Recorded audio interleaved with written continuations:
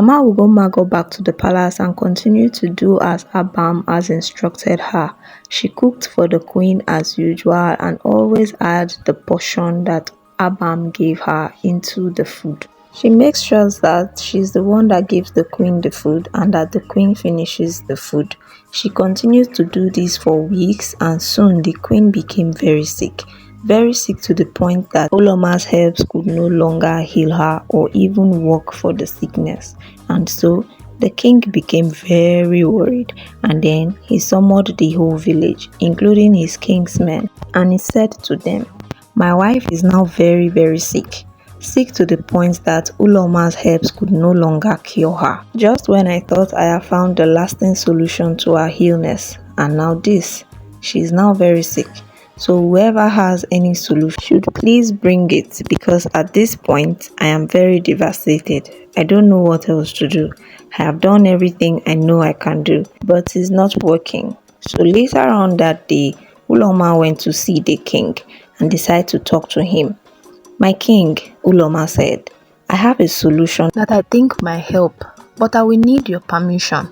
She said, "Go ahead, my daughter," the king said. "Okay, my king.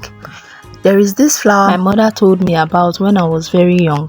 She said this flower heals all kinds of sickness, and if I can get it, I will be able to heal the queen.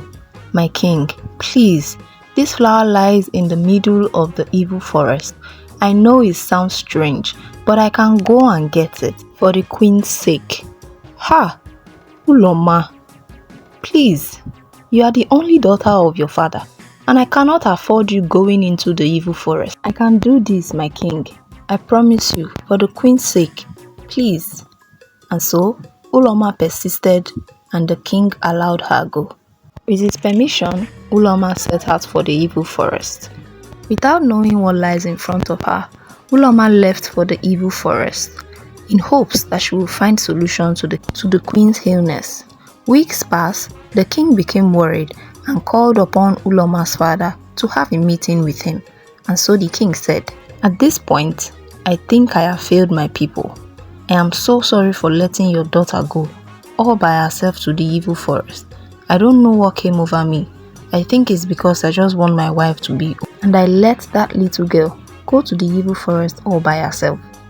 "It's okay, my king," Ulomma's father said. "I know Ulomma very well. She's just like her mother, very persistent and very courageous. If she tells you something, don't worry, just do as she says. She's going to find a solution. I believe I am also going to miss her, though if anything happens to her, I will not also be fine. But I trust my daughter, and I know what she can do.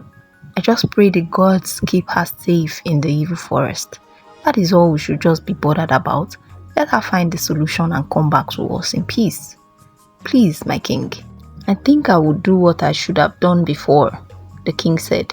"I would send some guards to look for her in the evil forest, and then maybe help her guide her through to get the flower that she's talking about. That should be better. I will do that immediately," the king said. And so the king ordered some warriors to go to the evil forest in search of Ulomma and guide her through to look for the flower she said she was going to look for.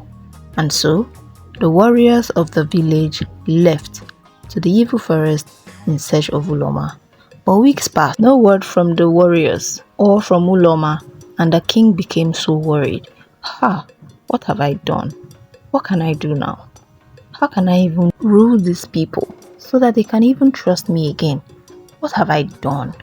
What have I done?" As the king was in his thoughts, a little boy came into the palace and said to the king, "My king, I have something very important to tell you." In fear in his eyes, the king said to him, "Please go ahead and talk. I don't even have time for this, okay? I'm really busy right now. So please, if you have anything to say, just go ahead and say it quickly." "Okay, my king. My name is Emeka, son of one of your guards.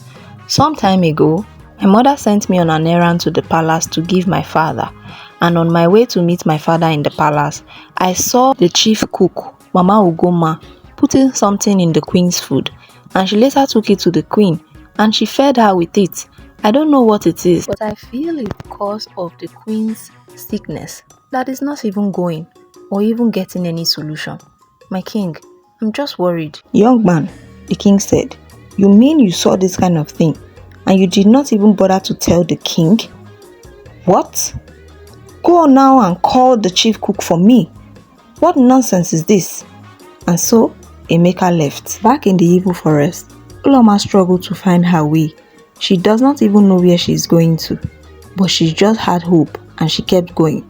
And soon, she had a call from behind her. It was a lady standing behind her. Ulomma was so scared, and the lady said, do not be scared, young lady. I'm the one you are looking for, the goddess of the river. Come, we have a lot to talk about. Ulomma turned around, looked at her, and walked straight down to her. You have become a very beautiful young lady, just like me, Goddess said. Just like you? Ulomma replied. How can I look just like you? Yes, you look just like me, the goddess said. This is a mystery I know you would not understand, but the person you are looking at is your mother, the goddess said. I am your mother. I used to love how the humans lived, and so I turned into a human and went after your father. Your father loved me and married me, and so I gave birth to you.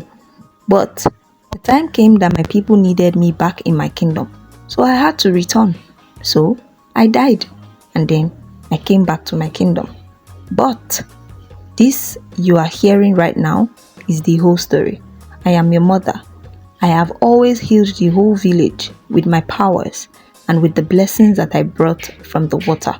I know your father must have told you about this because I warned him to tell you about it. Yes, I remember stories of my father telling me that my mother was nice and was a healer. I also remember one story back then. You told me about a pink flower that can heal all disease, and that is what I came after to look for. Ha! This is true. I now remember. Yes, I know the pink flower, right? And I have it here to give it to you. I know this day will come, but let me tell you, Ulomma, you have been chosen.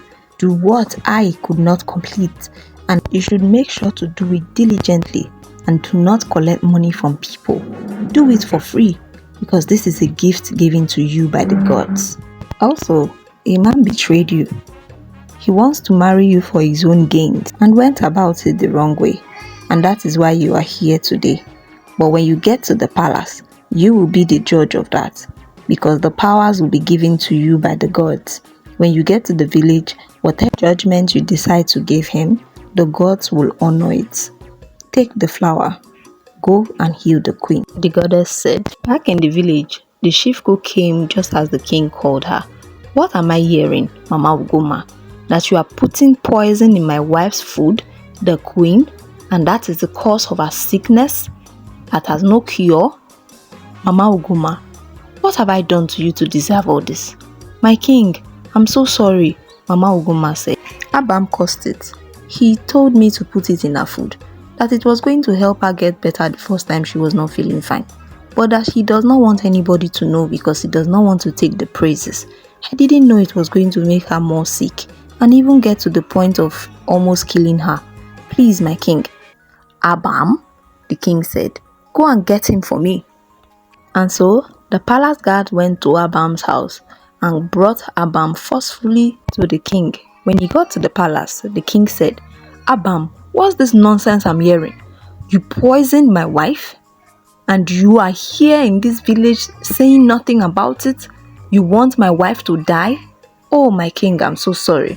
I did this out of my own foolishness, Abam said.